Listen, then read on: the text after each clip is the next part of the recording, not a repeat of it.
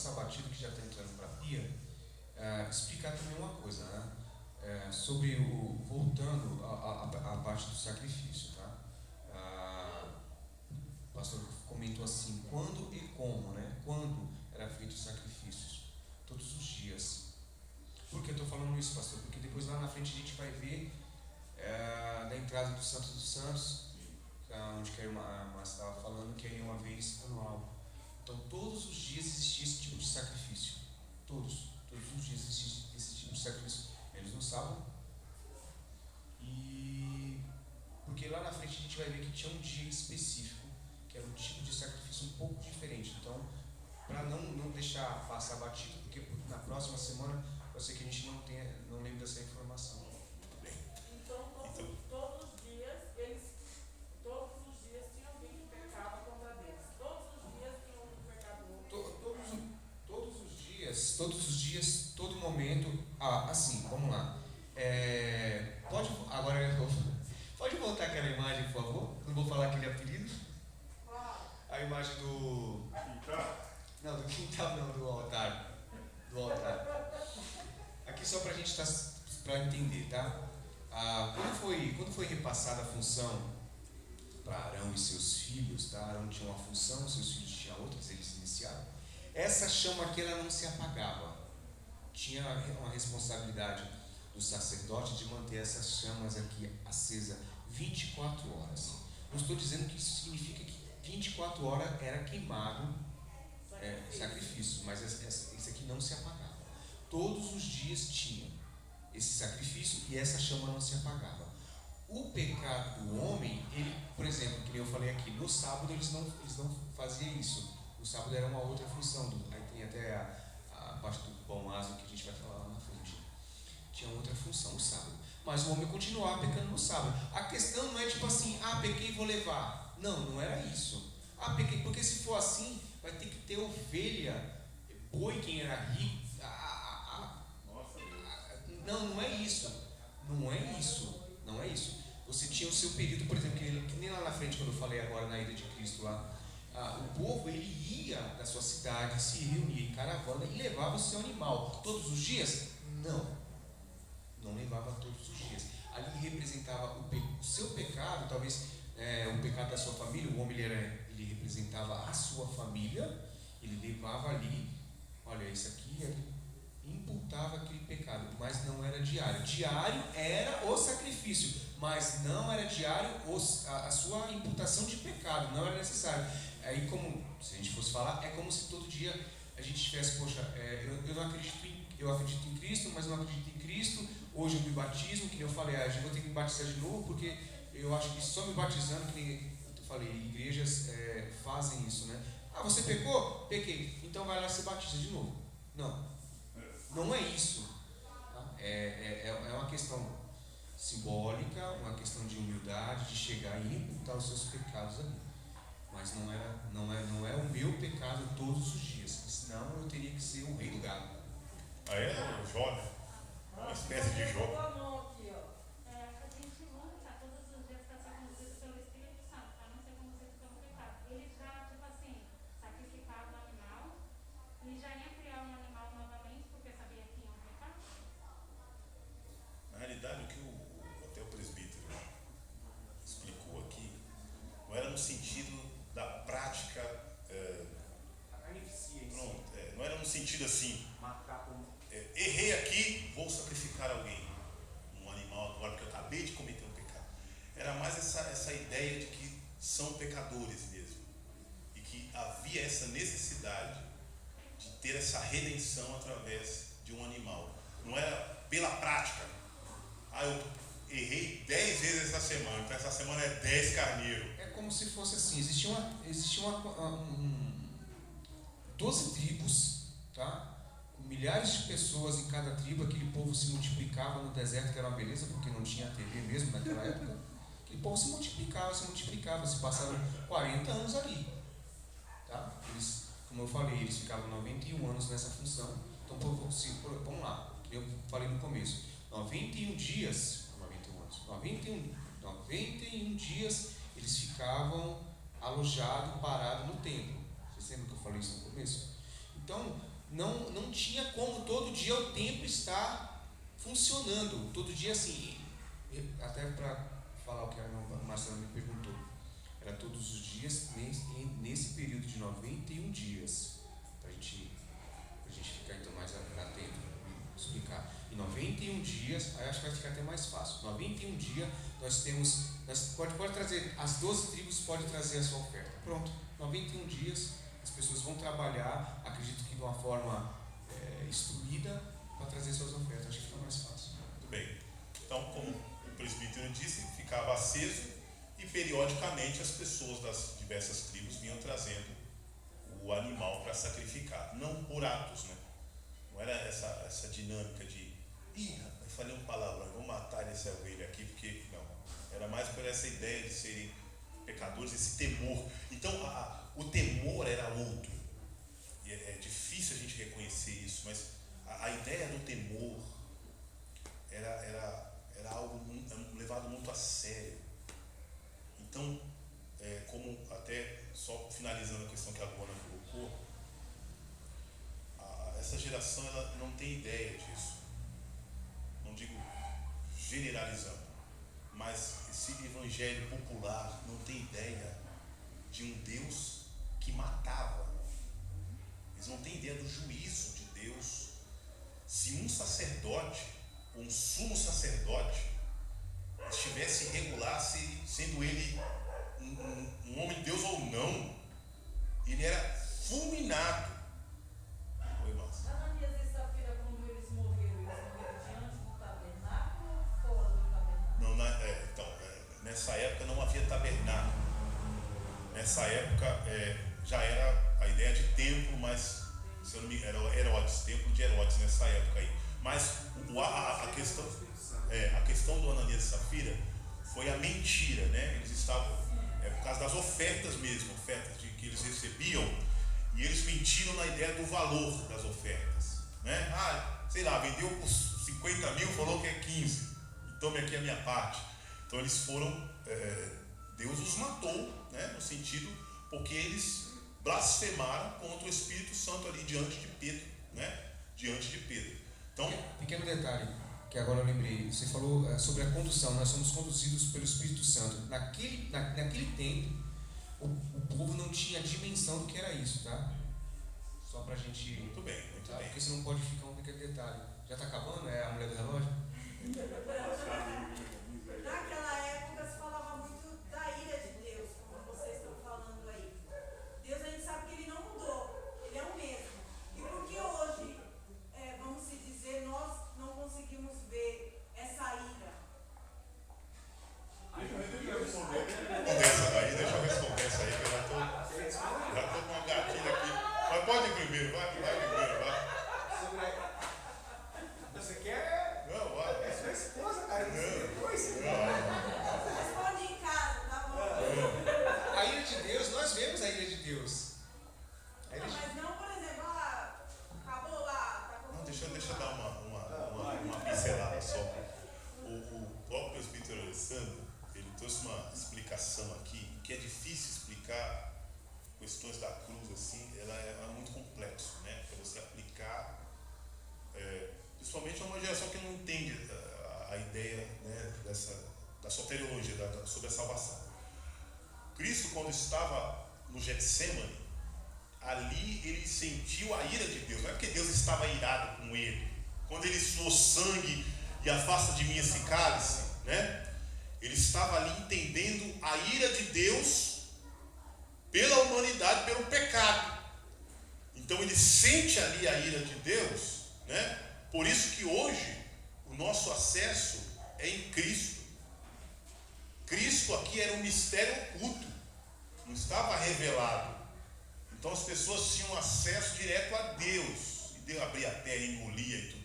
Então, como Cristo se justificou por nós, pagando essa dívida, então quem sente o ardor desta ira é o próprio Cristo.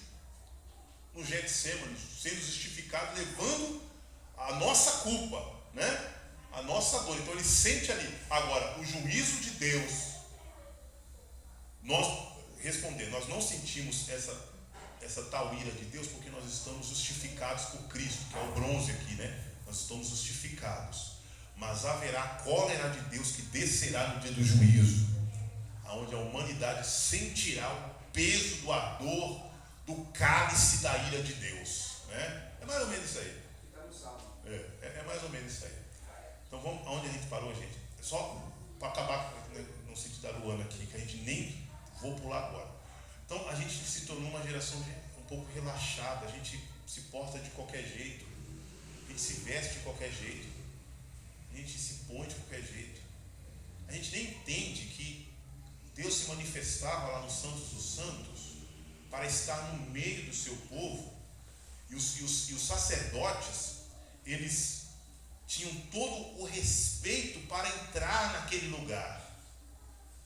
E hoje nós somos este templo. Nós somos este templo. E às vezes não damos a mínima. Essa é a grande realidade. Nem entendemos que somos esse templo. Porque se entendêssemos que somos esse templo, nós levaríamos a nossa vida de uma forma totalmente mais respeitosa, mais temerosa, no sentido de entender quem é Deus, né? Então a gente precisa até ouvir isso para entender melhor que o sacerdote morria se ele se apresentasse de qualquer forma, ou faltando um adereço da sua vestimenta, ou sujo, ou não se lavou, como nós vamos seguir adiante. Mas eu queria ressaltar aqui só o Êxodo 29, 36. Põe para mim aí, Êxodo 29, 36. Também cada dia prepararás um novilho por sacrifício pelo pecado para as expiações, e purificarás o altar, fazendo expiação sobre ele. E o ungirás, nós estamos falando aqui do altar do sacrifício. E o ungirás para santificá-lo. Até quando foi construído, era uma peça comum, embora Deus dê os diâmetros e os detalhes.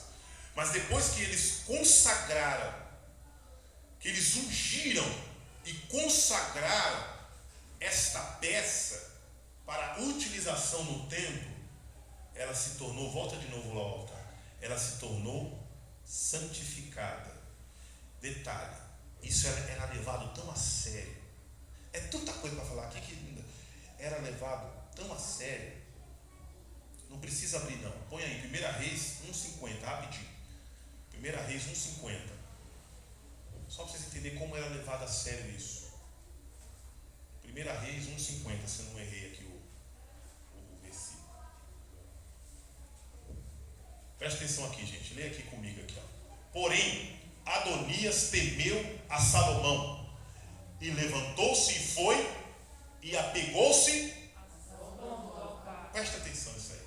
Adonias, aqueles que eram acusados e até no sentido de eram para ser mortos, se eles, volta lá ao altar para mim, se eles corressem, se eles pegassem em uma das pontas, nós falamos de 4 pontas do altar, correto?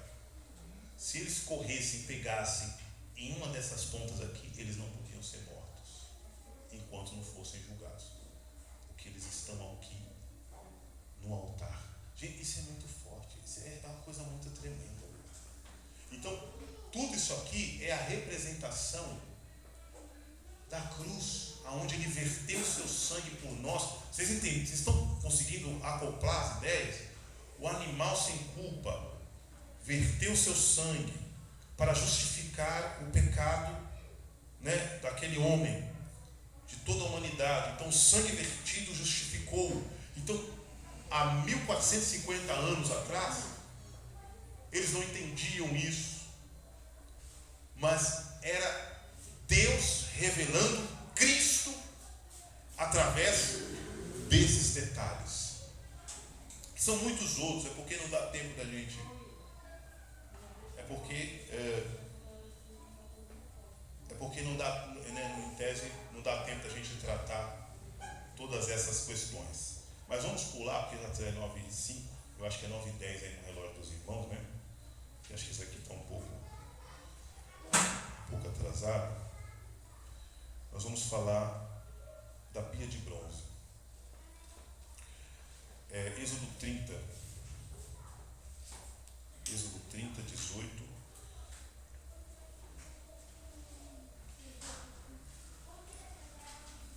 Êxodo 30, 18.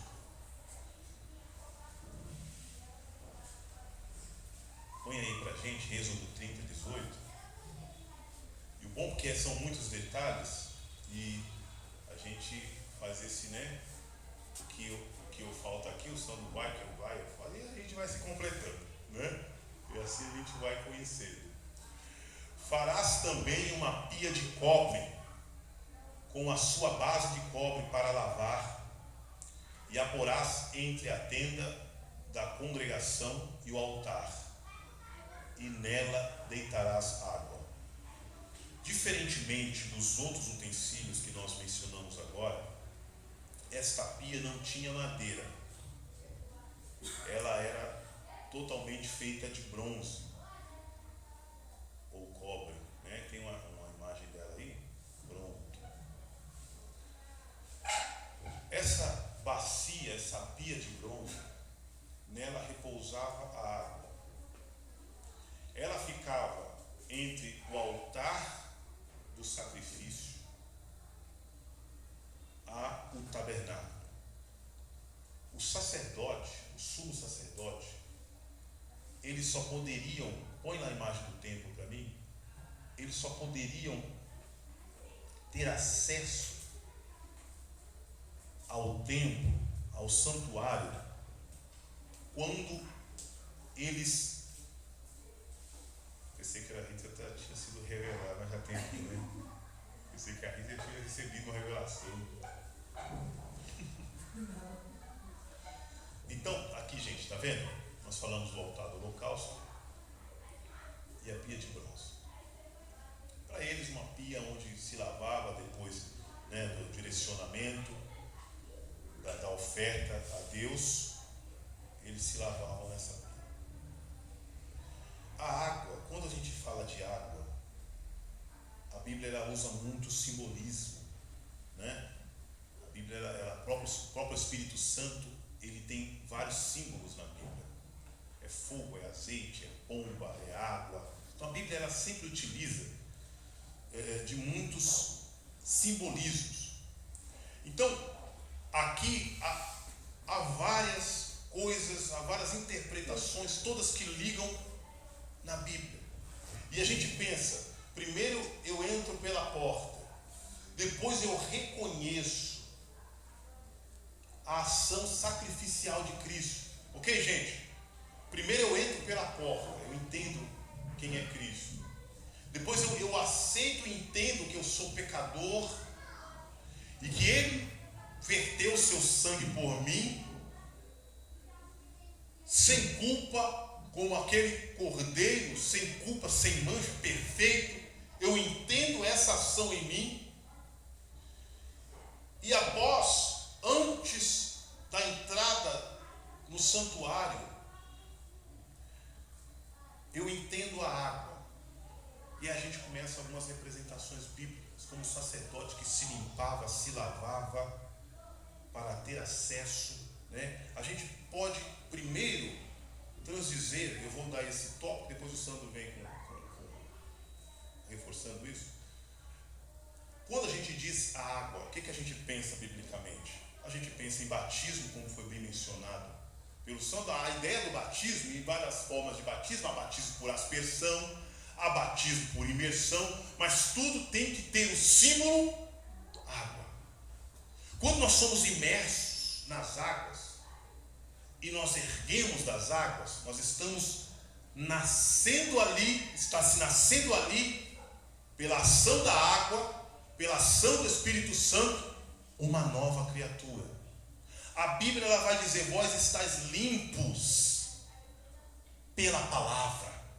Então, quando eu entro pela porta, eu entendo a ação sacrificial de Cristo, a palavra, o batismo, me traz uma nova vida. Você está entendendo um acesso até entrar no tabernáculo, gente?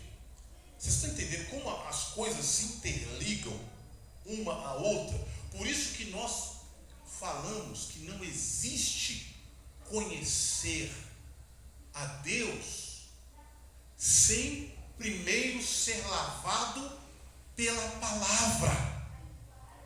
Aquele que não nascer da água e do Espírito não pode ver a Deus. Então, às vezes é importante, o símbolo da água é tão presente na Bíblia.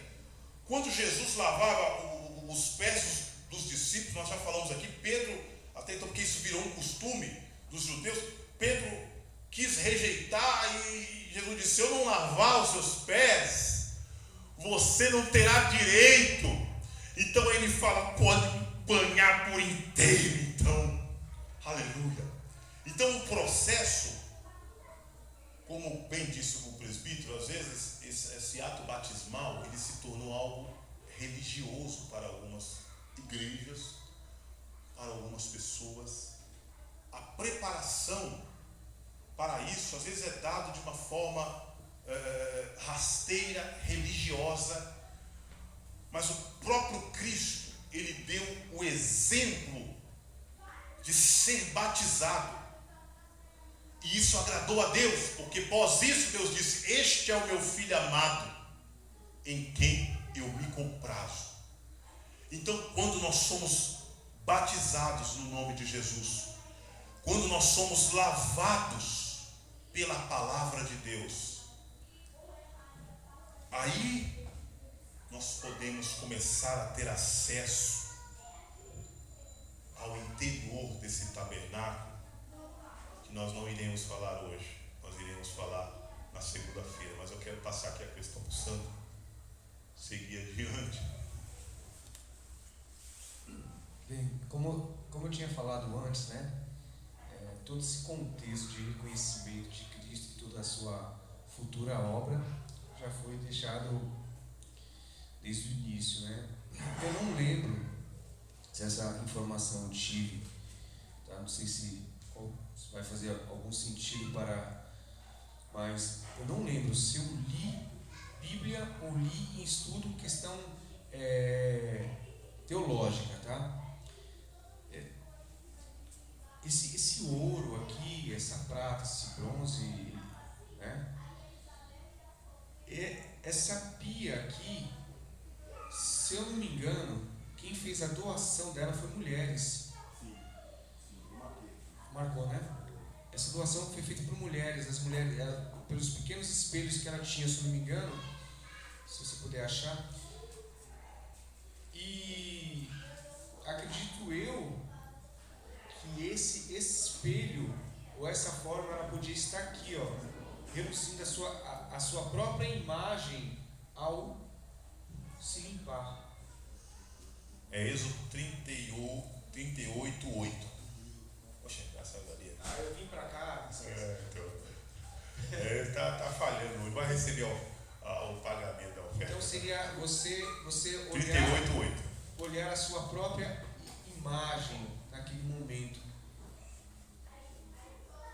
É como se eu estivesse olhando aí o Alessandro que está dizendo, tá? É o Alessandro que está dizendo mesmo. É como se naquele momento da minha purificação, antes de colocar água parada, aí eu vou fazer um filme, vou criar um filme aqui. É como se eu estivesse aqui nesse momento com a água parada, eu olhasse para mim, e ao tocar na água, antes eu olhasse o meu antigo eu, e agora com essa água em movimento, isso aí é o Alessandro falando, tá? Eu pudesse olhar e falar assim: agora é uma nova criatura, um homem purificado. É uma opinião, é uma visão que eu tenho sobre esse assunto, né? Se você tem ali um espelho ou a sua imagem refletida em água, aquela água parada, eu olho o antigo homem, eu mexo, eu faço o ritual, eu cumpro o ritual, eu cumpro aquilo que foi se pedido, e eu reconheço toda aquela base que já foi passada agora. Cristo porta, é sacrifício, eu já me encaro como uma nova criatura. Isso aí é o Alessandro falando, tá? Não estou se baseando em cima de estudo, mas é algo que aí eu posso mentalizar e não levar como heresia, porque eu não estou aplicando diretamente na palavra. Como o teu Espírito me disse muito bem, fez também a pia de cobre com a sua base de cobre, dos espelhos das mulheres que se reuniam para servir a porta da tenda da congregação. Então todos esses utensílios que nós mencionamos foram ofertas. E Deus ele não obrigou ninguém a dar nada. Como nós lemos no início, as pessoas elas davam voluntariamente, né? E cadê? Deixa eu ver se eu acho aqui. Acho que eu não. Mas eu quero ler aqui. Lê João 15:3. Ô William, antes de você ler esse versículo, existe uma explicação para esse povo que era escravo ter tanto ouro, prata e bronze? Olha, muito bem. Na realidade, quando a gente olha a antiguidade, né, o ouro ele sempre existiu. A prata. Então, a gente imagina que quando eles saíram do Egito, quando eles saíram ali do Egito, que era uma nação próspera, né? O Egito era uma civilização da época próspera. Então, quando eles saíam do Egito, acredito que eles já levavam algumas coisas. Mas muito bem colocada essa pergunta aí. Se a Alessandro quer ressaltar alguma coisa, Se eu não me engano, foi falado para libertar o povo em tudo aquilo que ele tinha esse direito como trabalho, né? Ele não podia quando o povo saiu do Egito, o que ele não podia levar era idolatrias e coisas que não teria sentido para uma viagem, mas tudo aquilo que eles tinham direito, eles foram exilados por 400 anos, eles tinham direito porque eles trabalharam. E não só o ouro, a prata e o bronze, mas também as peles, né? O tecido. Também, por exemplo, tem um tecido que foi falado sobre, eu não vou lembrar qual. Isso, exatamente. Esse tecido aí, dificilmente você conseguiria no deserto. Esse seria quer dizer, todos eles, porque... E tem uma passagem que é muito interessante, só para ressaltar que foi falado isso aí em livro de Êxodo. O engraçado, se você for parar para pensar, era um povo que foi exilado por 400 anos. Tá? Eles tinham levemente um conhecimento desse Deus e eles se retiram. A gente já sabe da história. Mas quando Deus pega esse povo e começa a fazer essa separação aqui, tem um versículo que eu acabei esquecendo de anotar. Mas olha como é que é interessante isso. E isso é a função. E Deus fala, principalmente na hora de fazer as vestes dos sacerdotes, dos sumos sacerdotes.